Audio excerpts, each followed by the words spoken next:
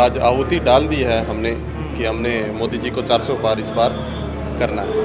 मोहनलाल बड़ोली बनकर मेहनत करेगा, प्रधानमंत्री नरेंद्र मोदी बनकर मेहनत करेगा, हर भाजपा का कार्यकर्ता। जैसे विकास की गति हमने 10 साल में देखी है अपने भारतवर्ष की, तो वही आगे हमारे मोदी जी का विज़न है 2047 का। 2047 तक का वही विज़न के साथ हम इस मुद्दे पर हम जनता के बीच रहेंगे। ज़्यादा से ज़्यादा वोट देकर मोहनलाल बड़ोली जी को ज़्यादा से ज़्यादा उनके हाथ मजबूत करें और नरेंद्र मोदी जी को 400 पार की बार इस नारे के साथ उनका सहयोग करें। उन्होंने पिछली बार भी यही कहा था, उससे पिछली बार भी ऐसे ही कहा था।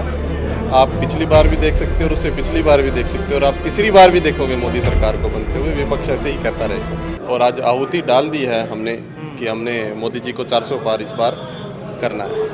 जी, आप 400 पार की बात कर रहे हैं, लेकिन विपक्ष तो ये कह रहा है कि नारा 400 पार का, कैंडिडेट उधार का। तो विपक्ष का काम है कहना, वो कहते रहेंगे, उनको कहने दो। उन्होंने पिछली बार भी यही कहा था, उससे पिछली बार भी ऐसे ही कहा था। आप पिछली बार भी देख सकते हो और उससे पिछली बार भी देख सकते हो और आप तीसरी बार भी देखोगे मोदी सरकार को बनते हुए। विपक्ष ऐसे ही कहता रहेगा। चलिए, आपके पर भी एक बड़ी जिम्मेवारी आज लगा कर गए हैं भी कार्यकर्ता जो यहाँ के नेता वो चुनाव है वो संभालेंगे, मोहनलाल बड़ोली जी का कम समय रहेगा।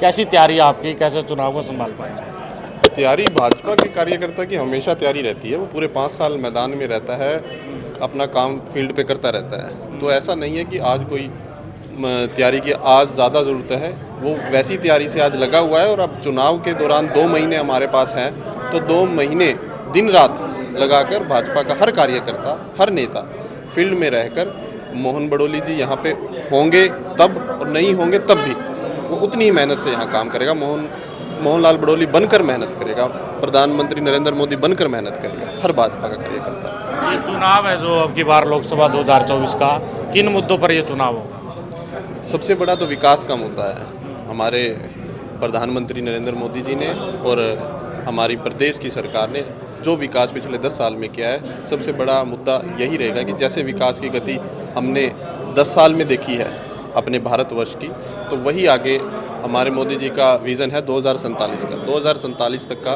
वही विज़न के साथ हम इस मुद्दे पर हम जनता के बीच रहेंगे। जी, जेजेपी बीजेपी का गठबंधन टूटा है, इसका कोई असर पड़ने वाला है?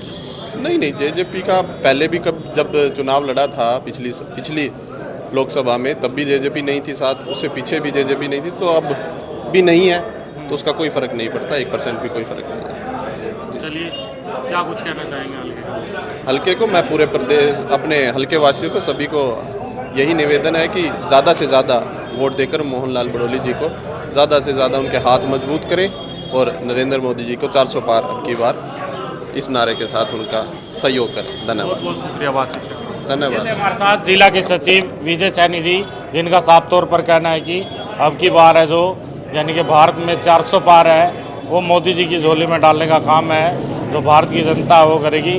आप लोगों की क्या कुछ राय कमेंट बॉक्स के माध्यम से ज़रूर बताएं। बहुत बहुत शुक्रिया, बहुत बहुत धन्यवाद।